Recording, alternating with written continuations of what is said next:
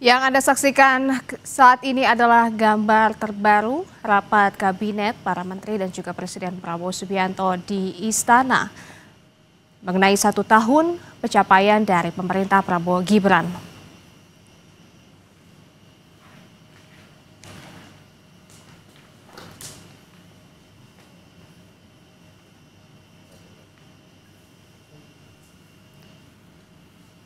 Saudara, Presiden Prabowo Subianto menggelar sidang Kabinet Paripurna bersama jajaran Kabinet Merah Putih di Istana Kepresidenan Jakarta.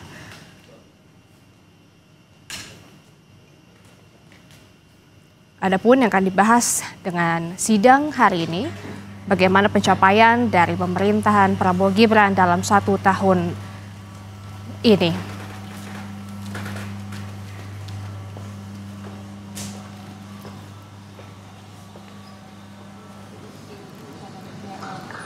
Dan Saudara, Prabowo Subianto beserta Gibran Rakabuming telah hadir dalam rapat paripurna Kabinet 1 tahun Prabowo Gibran, dan akan kami langsung ajak Anda menyaksikan bagaimana berjalannya rapat paripurna hari ini.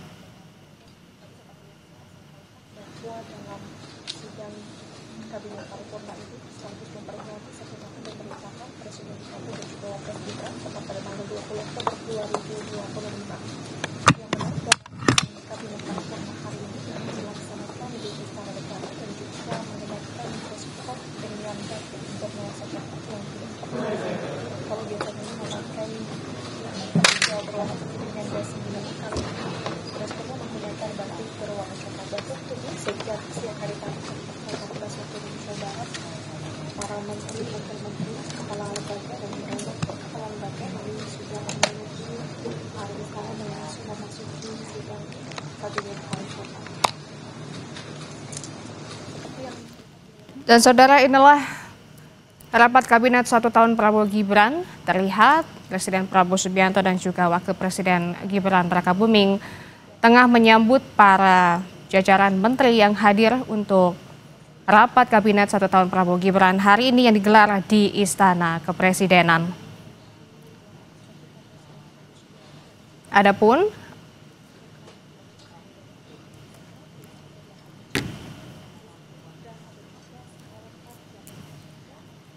sebelumnya, Saudara, Presiden Prabowo Subianto telah memanggil jajaran menteri di kabinet pada hari Minggu.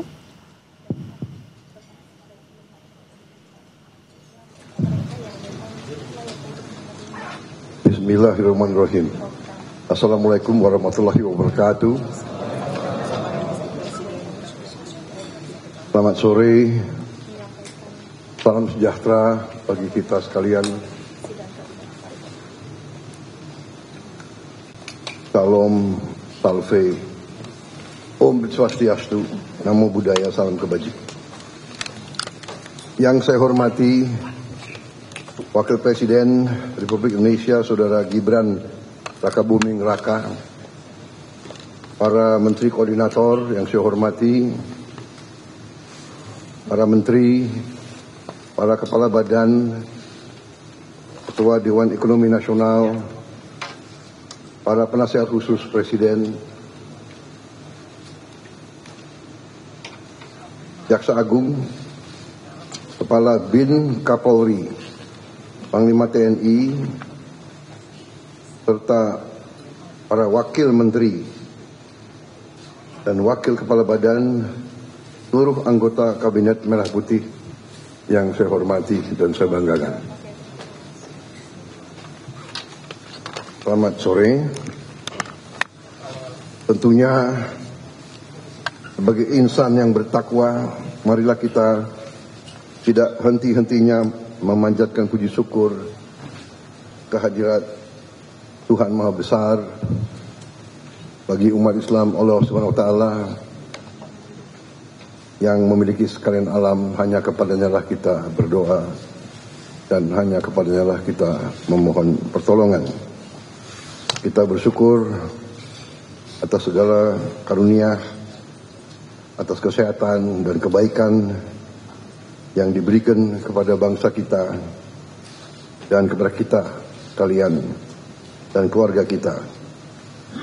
Kita bersyukur kita dapat hadir melaksanakan sidang kabinet paripurna pada tanggal 20 Oktober 2025, yaitu tepat 1 tahun saya dilantik, disumpah di MPR kita sebagai Presiden Republik Indonesia.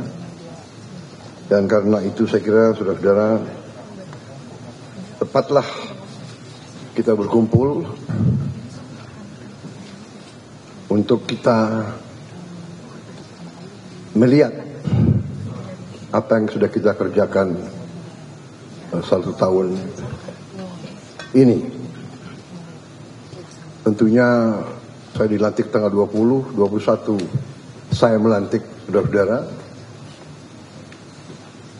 Kemudian kalau tidak salah tanggal 22 ya, saya melantik para wakil. Habis itu langsung kita berangkat ke Magelang untuk retreat. Saya lagi berpikir-pikir mungkin setelah 1 tahun perlu juga retreat lagi.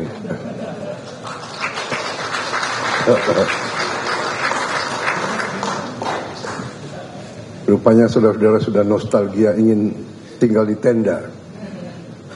Saudara-saudara,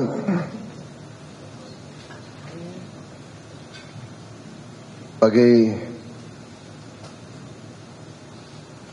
warga negara yang bertanggung jawab, saya ingin pertama tentunya mengucapkan terima kasih kepada saudara-saudara semua yang telah dengan tekun, dengan kerja keras, dengan disiplin telah memberi dharma baktimu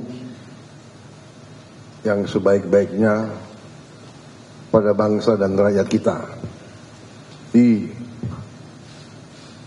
pemerintahan yang saya pimpin.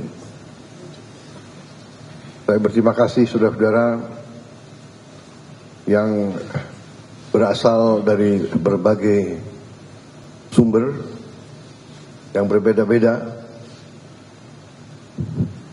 daerah yang berbeda-beda, suku dan agama berbeda-beda, dari partai politik yang berbeda-beda. Ada yang partai politik yang berjuang dalam koalisi kita di pemilu, pilpres. Ada juga yang tidak, tapi kemudian sadar dan bergabung.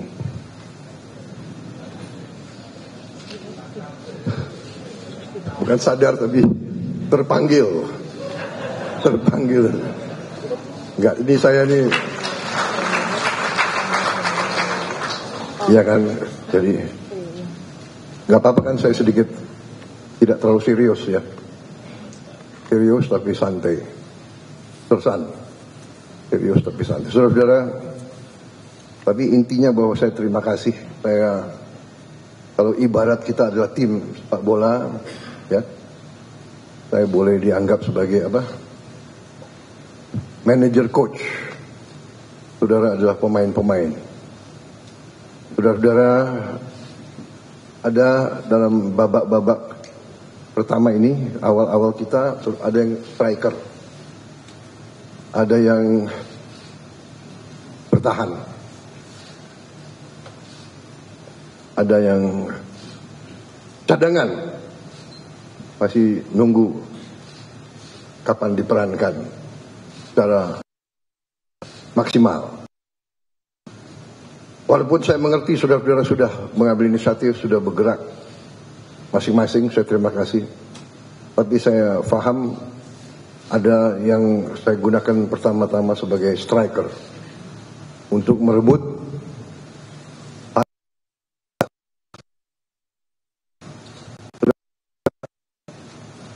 kita patut bersyukur bahwa kita, menurut saya, telah bekerja sangat keras. Begitu saya juga mohon maaf, terutama kepada keluargamu, karena saya sering menyita hari istirahatmu. Sepertinya di kabinet kita tidak ada tanggal merah. Dan saudara-saudara sigap.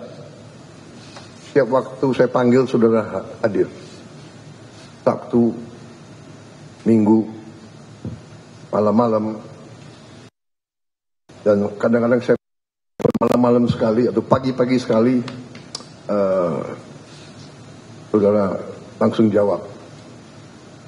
Saya tidak mengerti, mungkin telepon di sebelah bantal, tapi saya terima kasih. Karena memang kalau saya lagi ingat sesuatu, saya harus hubungi segera. Ya. Takut saya lupa. Saudara,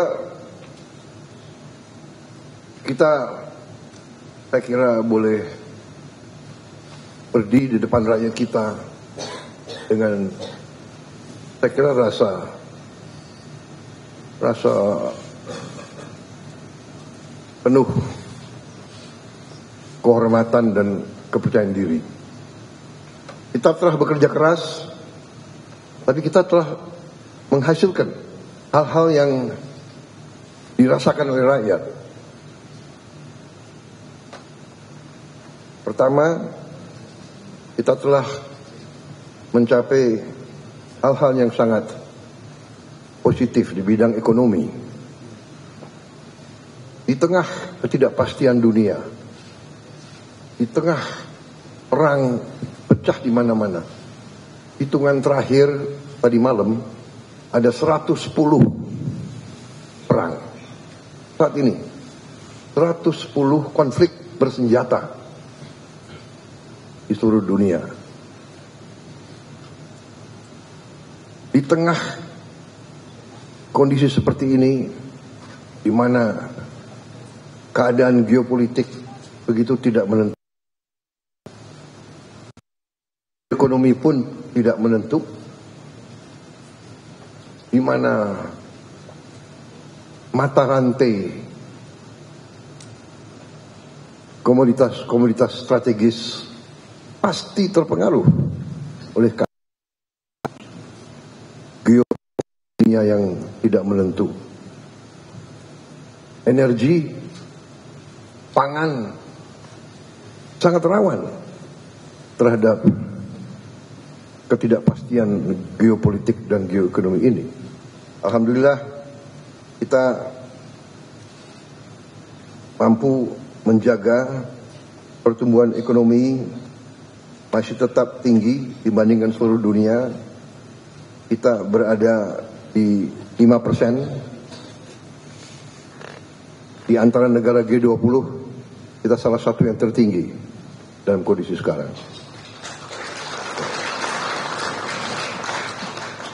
Kita mampu menjaga inflasi di sekitar 2% di G20. Ini juga berkat hasil kerja keras kita semua. Kita punya teknik-teknik memantau dan mengendalikan inflasi, saya kira yang kurang diajarkan di fakultas-fakultas ekonomi dunia. Dan ini saya harus katakan salah satu teknik mengendalikan inflasi yang dirintis oleh pendahulu saya, Presiden Joko Widodo. Harus kita akui, mungkin pengalaman beliau sebagai wali kota, hingga beliau dengan teliti bisa menemukan bagaimana memantau dan mengendalikan inflasi. Ini jangan dianggap remeh. Banyak negara yang hebat pertumbuhannya, inflasinya sangat luar biasa. Industrinya bagus, inflasinya sangat tinggi. Argentina saya kira yang begitu optimis 1-2 tahun yang lalu, kondisinya saat sekarang juga tidak bagus, dan banyak negara yang inflasi masih sulit untuk dikendalikan. Defisit APBN kita jaga di bawah batas 3% dari PDB. Juga salah satu terendah di antara G20. Mungkin terendah di dunia. Indeks harga saham gabungan telah tembus 8.000. Tertinggi sepanjang sejarah Republik kita. Ini juga di luar dugaan.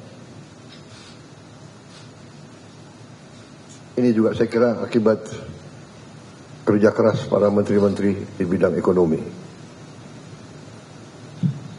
Lalu kita ditakut-takuti bahwa indeks harga saham gabungan itu mencerminkan kepercayaan investor, kepercayaan pasar kepada kita. Ternyata kita telah mencapai tingkat yang tertinggi. Walaupun saya selalu ingatkan, kita jangan terlalu takut dengan harga-harga saham. Yang penting fundamental ekonomi kita harus kuat.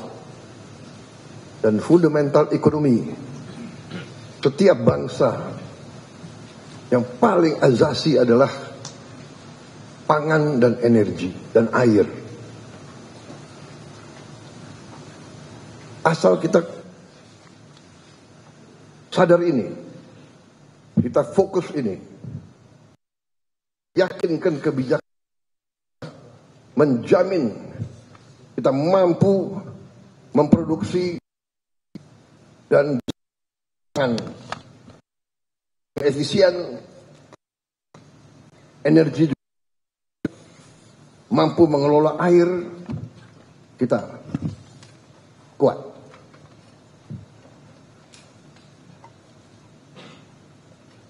Mata uang, harga saham bisa fluktuasi, tapi yang paling pokok adalah kita harus jamin produksi pangan, distribusi pangan,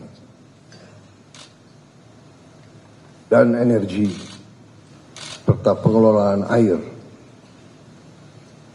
yang baik. Yang ketiga ini kadang-kadang kita, karena kita diberi karunia Tuhan air yang berlimpah-limpah di sebagian besar Republik kita, tapi ada sebagian yang mengalami kesulitan, tapi kita masih kurang pandai dalam mengelola.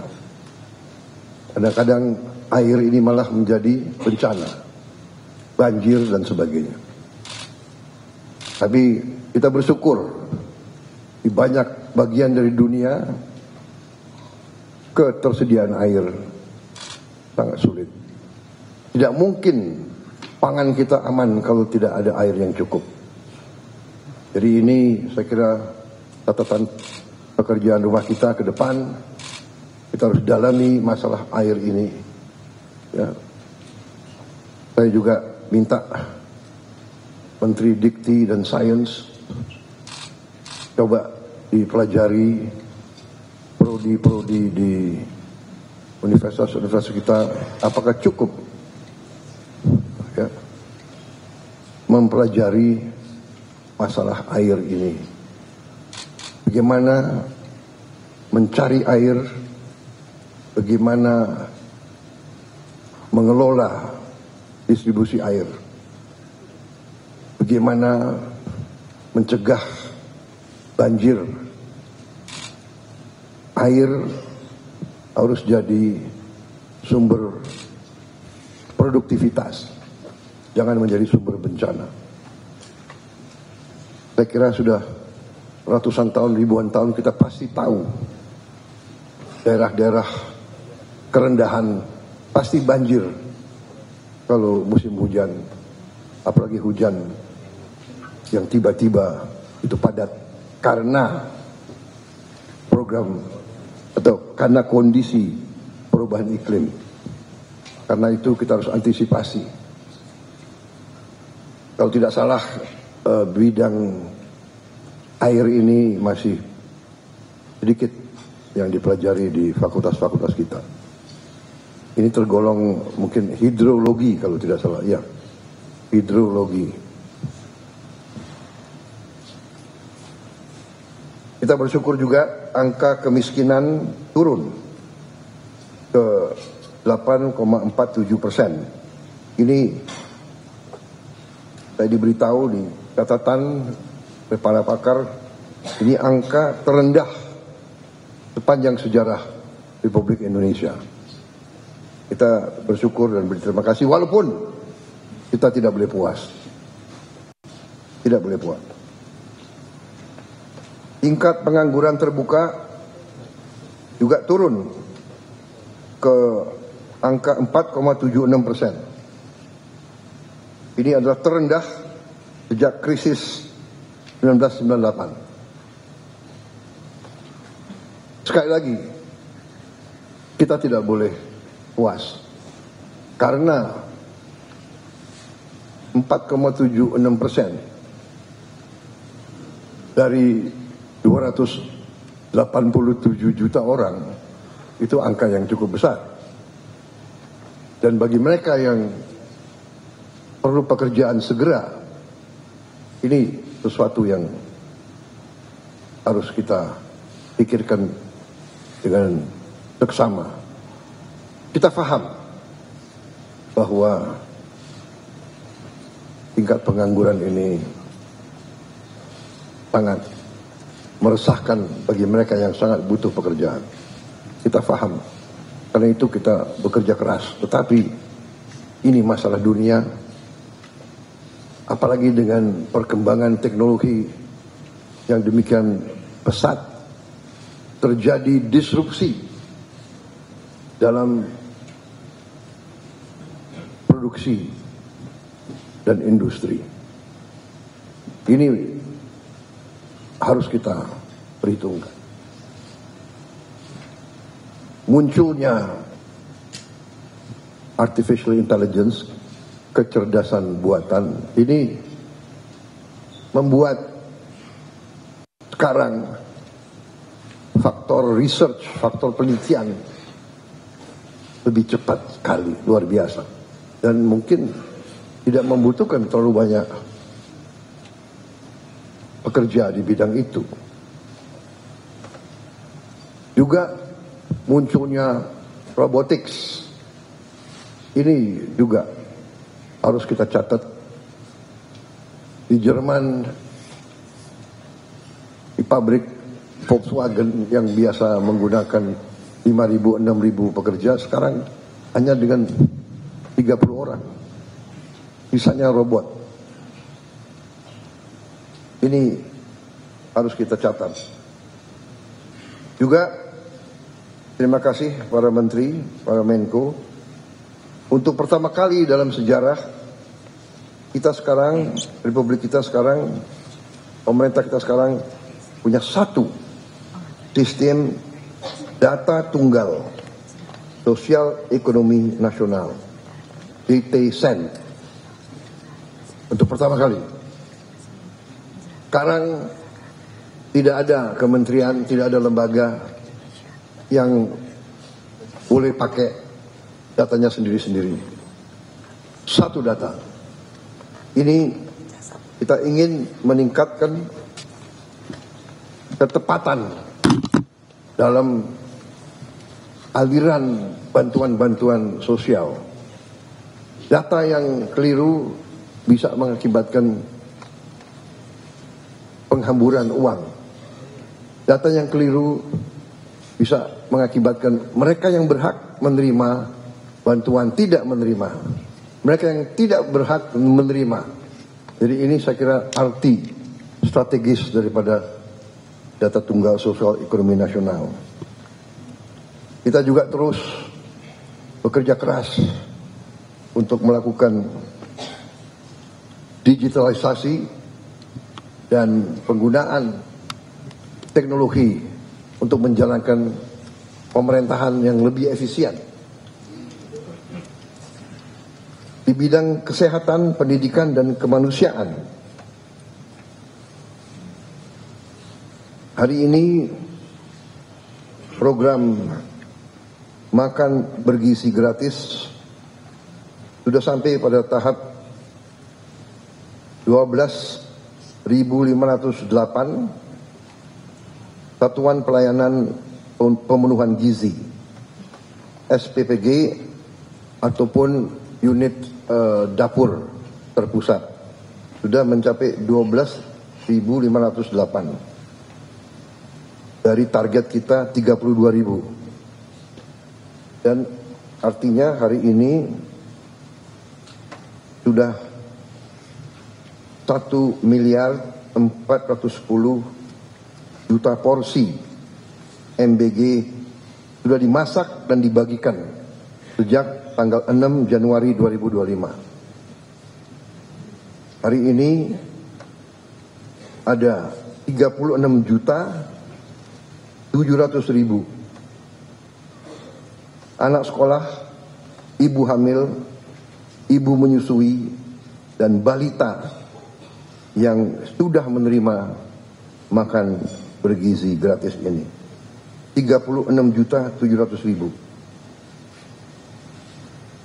Ini mungkin tiap hari berarti kita beri makan 6 Singapura mungkin. Ini prestasi yang dipantau banyak negara. Yang saya tahu, Presiden Brazil memberitahu kepada saya mereka butuh 11 tahun untuk mencapai 40 juta. Kita alhamdulillah dalam 1 tahun kita mencapai 36 juta. Memang Kepala BGN bekerja keras supaya pada hari ini mencapai 40 juta. Tapi saya menyampaikan jangan dipaksakan. Ojo ngoyo. Yang penting baik pelaksananya. 36.700.000 ini bukan tanpa kekurangan. Ada beberapa ribu yang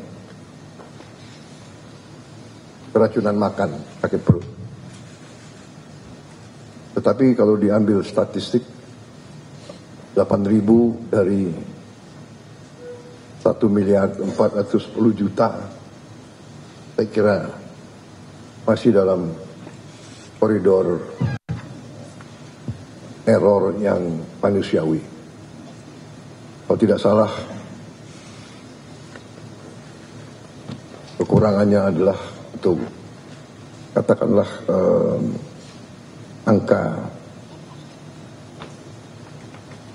angka yang sakit itu adalah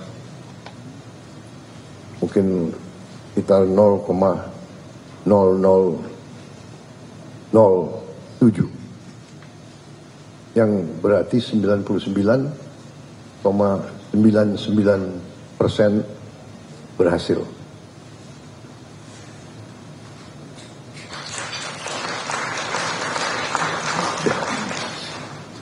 Jadi saya kira dalam sepanjang usaha manusia, hampir tidak ada usaha manusia yang dilaksanakan selama 1 tahun dengan volume yang demikian besar, yang zero error, zero defect, sangat sulit.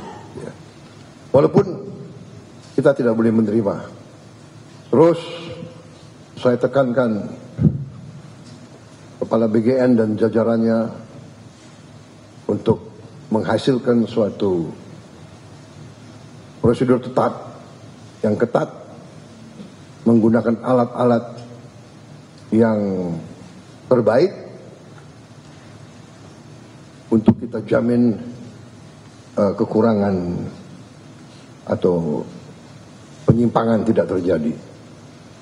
Tetapi kita juga harus yakinkan para guru-guru dan semua yang terlibat untuk mendidik anak-anak kita untuk kalau mau makan pakai tangan harus cuci tangan dengan sebaik-baiknya. Berarti di tiap sekolah harus tersedia air yang bersih, juga dengan sabun. Tapi sebaiknya kita mulai didik anak-anak kita, karena namanya anak-anak. Mungkin dia merasa sudah dicuci atau dia apa dan sebagainya. Ya, mungkin kita harus sekarang kepala BGN mungkin sudahlah dibagi aja sendok yang sederhana. Tidak apa-apa. Saya kira sendok itu tidak terlalu mahal. Walaupun saya tahu kebiasaan rakyat kita memang lebih enak makan pakai tangan. Tapi ini kadang-kadang ya ini, kita sebagai pemimpin, sebagai guru, sebagai orang tua, tidak boleh malas untuk mengingatkan. Saudara-saudara,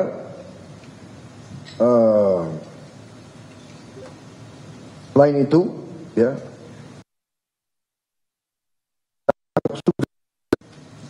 menggunakan program cek kesehatan gratis. Ini saya kira program pertama kali juga di sejarah Republik kita. Setiap warga negara berhak cek kesehatan gratis sekali dalam setahun. Pada hari ulang tahun dia.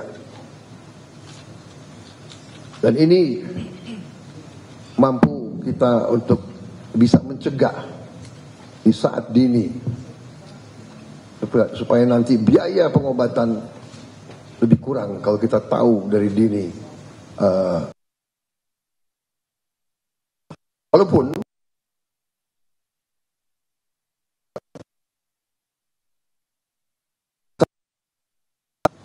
karena ternyata hasil cek kesehatan gratis ini sebagian besar rakyat kita punya masalah di gigi, di penyakit gigi, sebagian besar. Artinya bahwa sekarang ya kita harus menghasilkan dokter gigi yang cukup banyak. Padahal kita tahu dokter umum saja kita kekurangan. Kekurangan kita sangat besar. Kalau tidak salah kekurangan kita di atas 140.000 dokter. Kita kekurangan di atas 140.000 dokter. Kita juga kekurangan spesialis. Juga ribuan spesialis yang kita kurang. Ini PR dan ini tidak hanya kita. Hampir semua negara yang saya kunjungi, saya minta pendapat pemerintah-pemerintah, hampir semuanya menganggap bahwa mereka kurang dokter. Dan tentunya negara yang kaya, dia bisa ambil dokter dari negara-negara yang kurang kaya. Lulusan dari mana-mana ya tergiur karena Inggris kekurangan dokter sangat banyak. Dia ambil dokter dari mana-mana. Jerman, Eropa Barat, Amerika. Dokter, perawat diambil dari mana-mana. Dia mampu bayar agak tinggi. Ini jadi masalah bagi kita. Artinya kebijakan pendidikan kita harus kita sesuaikan. Berarti kita harus menambah fakultas-fakultas kedokteran, dan fakultas kedokteran yang ada pun harus ditambah jumlah mahasiswanya. Dan ini kalau perlu kita tambah beasiswa.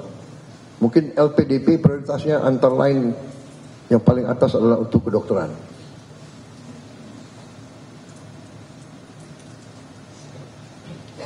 Juga kita sudah berhasil dari 500 sekolah rakyat yang kita perjuangkan, kita berdiri 166 sekolah rakyat sudah beroperasi. Ini luar biasa. Saya terima kasih kepada menteri-menteri yang terkait. Saya berharap 100 itu di pertengahan tahun 2026 ternyata saudara-saudara berhasil beroperasi justru di tahun 2025. Sekarang 15.945 siswa dan siswi dari keluarga yang paling bawah di bidang ekonomi, desil 1 dan 2, yang tadinya banyak yang tidak sekolah sama sekali, ya, ada yang bantu orang tuanya jadi pemulung, ada yang hidup di jalanan, sekarang sudah bisa bersekolah di sekolah rakyat. Memang sekolah rakyat itu kita rancang sebagai upaya untuk memotong rantai kemiskinan. Biasanya anak orang miskin, anaknya miskin.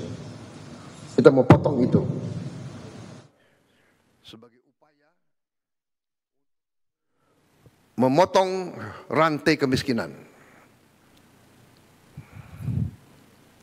Biasanya anak orang miskin, anaknya miskin. Kita mau potong itu. Anaknya orang miskin atau cucunya orang miskin tidak perlu untuk terus miskin. Kita harus berani merubah, kita harus berani memotong rantai kemiskinan. Kita tidak boleh menyerah kepada keadaan. Dan orang yang paling bawah ini paling tidak dilihat. Kelompok elit tidak pernah melihat, apalagi merasakan kesulitan mereka. Mereka bisa digolongkan the invisible people. Kita berharap kalau kita tidak lihat penderitaan mereka, mereka tidak menderita. Padahal keliru. Justru kita tidak lihat, kita tidak bisa merasakan. Apakah ini cukup usaha? Pasti tidak cukup. Tapi minimal kita berusaha. Minimal kita berupaya, ya kan? Kalau tidak bisa membantu banyak orang, kita bantu beberapa orang. Kalau tidak bisa membantu beberapa orang, kita bantu 1 orang. Kalau 1 orang pun kita tidak bisa bantu, jangan kita bikin sulit orang itu. Ini pendekatan yang sangat sederhana. We must do what we can do. And we can do if we want to. Saudara-saudara, kalau insya Allah saya percaya akan berdiri 500 sekolah ini, saya percaya itu berarti kita akan membantu 500.000 keluarga miskin, keluarga sangat miskin. Karena konsep sekolah rakyat ini adalah satu sekolah 1.000 siswa. SD, SMP, SMA, dan seterusnya, SMK. Saudara-saudara, ini sekolah rakyat. Kita juga membangun sekolah unggulan. Rencana kita 10 sekolah unggulan. Ini anak-anak terpinter. Kalau tadi anak-anak dari golongan paling bawah yang tidak punya harapan sekolah, kita beri harapan. Tapi ada juga anak-anak yang harus kita cari. Unggulan, anak-anak terpinter Republik Indonesia harus kita cari, harus kita kumpulkan. Dan kita harus perkaya, kita harus kasih pendidikan supaya dia bisa nanti menjadi pemenang-pemenang hadiah Nobel. Kita ingin Indonesia unggul di bidang sains dan teknologi. Masa depan hidup Indonesia, masa depan hidup setiap bangsa di abad ke-21 ditentukan oleh sains dan teknologi. Kita butuh anak-anak pinter. Kita butuh insinyur-insinyur, profesor-profesor, ahli matematika, ahli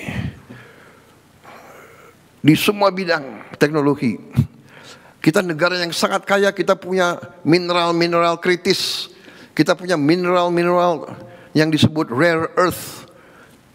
Tapi kita harus punya para ilmuwan, para scientist, para experts, pakar yang mampu mengelola kekayaan-kekayaan kita.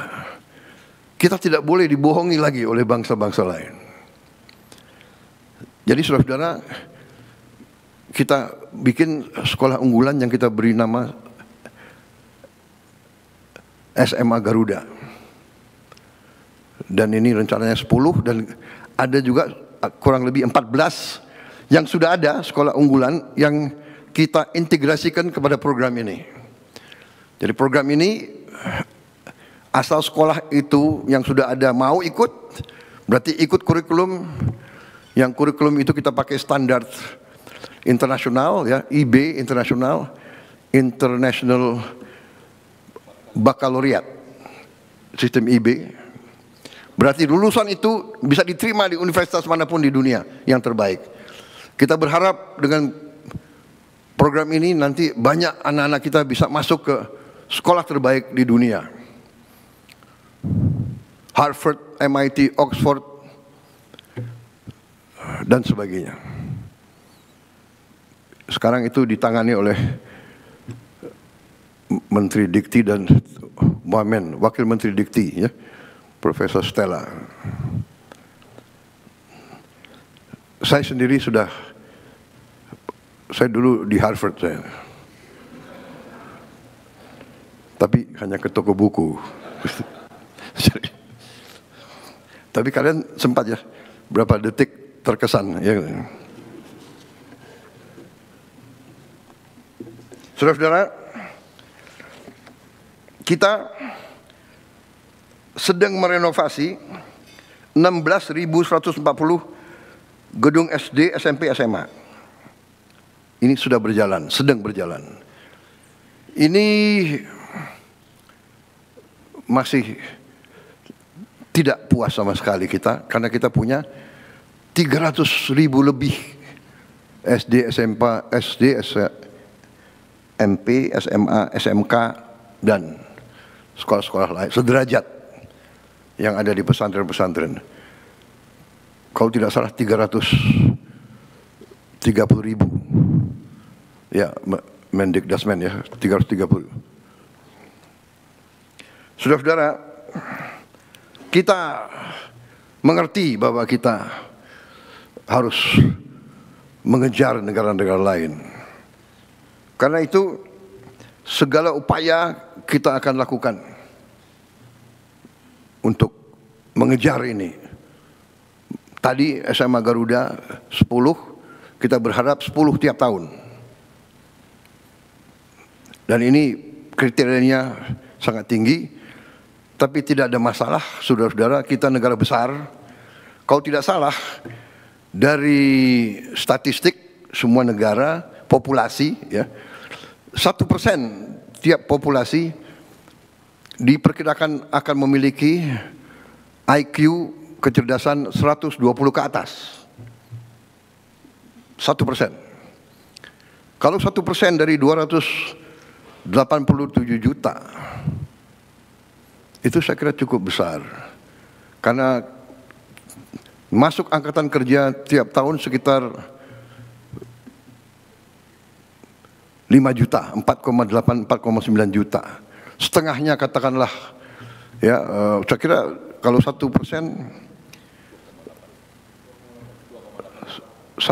berarti 2,8 juta. Kita harus menjaring mereka ini. Dan jangan anggap bahwa mereka itu anak-anak orang menengah ke atas. Banyak anak orang bawah, orang miskin ternyata punya kecerdasan yang tinggi. Kita harus cari mereka. Jadi saya minta Dikdasmen, Menteri Dikdasmen dibantu oleh menteri lain, ya. Menteri Dikti Sains dan Teknologi dibantu oleh Menteri Sosial, dibantu oleh Panglima TNI, dibantu oleh Kapolri yang punya jaringan ke desa-desa, mungkin dibantu oleh ormas-ormas dibantu yang punya yayasan-yayasan, cari mereka ini. Dan kita didik mereka dengan beasiswa penuh. LPDP akan saya tambahkan uang-uang dari sisa efisiensi penghematan, uang-uang yang kita dapat dari koruptor-koruptor itu, sebagian besar kita investasi di LPDP. Mungkin yang 13 triliun,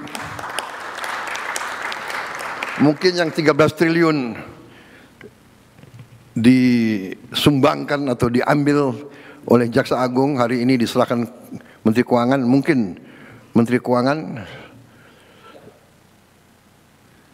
mungkin sebagian bisa kita taruh di LPDP untuk masa depan.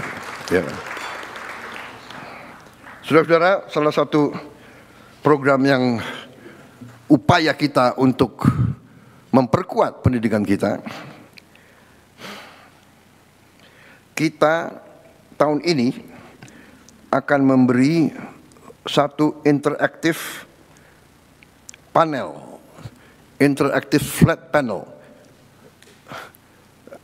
kayak layar ya, interaktif, digital, 75 inch di tiap sekolah, SD, SMP, SMA. Yang kita sudah adakan sekarang adalah, kalau tidak salah sudah dibagi ke mendekati 50.000 sekolah. Ya Menteri, ya Dikdasmen, sudah 50.000 sekolah sudah dapat. Kemudian nanti totalnya tahun ini 288.000. Flat panel, IFP, interactive flat panel. Di situ sudah ada komputernya, yang di situ bisa muat ratusan ribu konten, mungkin jutaan. Iya, Mendikdasmen ya. Cukup banyak konten di situ. Jadi semua silibus kita akan ada di situ. Jadi sekolah-sekolah terluar terpencil, sekolah-sekolah yang tidak punya akses kepada guru-guru yang baik atau guru-guru yang cakap di bidangnya, umpamanya bahasa Inggris, bahasa Mandarin, matematik, ini pelajaran-pelajaran yang susah. Ya, ini bisa dibantu dengan ini. Dan ini kalau dia selesai dan dia mau kembali, dia bisa kembali anytime. Kalau tidak puas, mungkin si gurunya bisa kumpul siapa yang kurang mengerti, nanti sore kembali kita tambah pelajaran. Guru-guru itu bisa dibantu. Dan juga di tempat terpusat di Jakarta, ya nanti saya mau cek Dikdasmen kemajuannya di mana. Kita akan bikin studio. Di studio ini guru-guru terbaik akan mengajar dan pelajaran dia bisa diterima di seluruh pelosok Indonesia. Jadi semua sekolah akan dapat akses kepada guru yang paling baik di bidang-bidang yang sulit. Yang sangat sulit selalu adalah, apalagi di gunung-gunung, pulau terpencil, jangankan itu, saya yakin di pinggir Jakarta ini juga masih banyak sekolah yang tidak punya guru-guru yang menguasai pelajaran-pelajaran yang susah. Sekarang dari tempat studio yang terpusat bisa ngajar, bisa diterima oleh 330.000 sekolah. Yang sulit dapat internet, wifi, sekarang sudah ada teknologi sangat murah, bisa kita pasang di tiap sekolah. Tidak terlalu mahal. Starlink mungkin masih agak mahal untuk bayar tiap bulan. Tapi sudah ada teknologi yang lebih murah. Dan saudara-saudara, tahun depan rencananya adalah kita akan tambah 3 layar. Ya, tahun ini kita mampu 1 layar, tahun depan kita akan bagi 3 layar. Berarti di setiap sekolah akan ada 4 ruangan yang punya layar ini. Mudah-mudahan tahun 2007 kita bisa tambah lagi 2 layar lagi. Jadi 6 kelas tiap sekolah bisa punya layar. Jadi semua anak-anak kita mendapat akses kepada pengetahuan yang terbaik, terkini, dengan animasi dan dukungan yang terbaik. Saya dapat laporan dari Mendikdasmen bahwa antusiasme anak-anak sekarang meningkat untuk sekolah. Ya, selain MBG, dia juga pelajarannya juga menarik. Ini saya kira penting karena fokus kita tidak boleh, kita harus fokus kepada investasi paling penting bagi rakyat kita, investasi kepada anak-anak kita, sumber daya manusia kita. Saya juga perhatikan waktu saya keliling, saya cek anak-anak kita mungkin karena kurang biaya, dia menghemat kertas. Dia menulis tulisannya sangat kecil. Saya minta ditinjau kembali Menteri Dikdasmen, ya. Saya kira perlu kembali ada pelajaran menulis. Menulis dengan baik. Menulis halus dan menulis, tapi sebetulnya tulisannya harus besar. Ya. Menteri Keuangan kalau perlu kita bagi buku-buku sekolah yang besar-besar, tulisannya harus besar, anak-anak harus dididik nulis besar. Saya khawatir kalau dia nulisnya sangat kecil, ujungnya nanti dia harus pakai kacamata semua. Ini masalah kecil tapi mendasar, ya. Dan saya tergerak karena saya tahu anak ini nggak mau memberatkan orang tuanya. Jadi dia menghemat kertas. Can you imagine? Ya, jadi saudara-saudara, hal-hal seperti ini. Yang terakhir, ini masih dalam konsep rencana. Ada yang mengatakan, ya sekarang ada sekolah rakyat untuk desil 1-2. Bagaimana untuk desil 3-4-5? Ya, mereka tidak miskin ekstrem, tapi mereka juga susah. Mereka harus dapat akses kepada pendidikan yang seperti ini. Sedang saya susun, saya minta Dikti sama Dikdasmen, mungkin dibantu oleh kementerian lain juga, menyusun suatu satgas khusus untuk mempelajari kita membangun sekolah terintegrasi di setiap kecamatan. Berarti kita mungkin harus bangun 7.000 sekolah terintegrasi ini. Maksudnya sekarang SD, SMP, SMA atau SMK terpisah. Padahal ada fenomena karena mungkin angka kelahiran kita menurun, banyak SD kita kosong. Ada gurunya 6, muridnya hanya 4, 5. Jadi ini tidak efisien.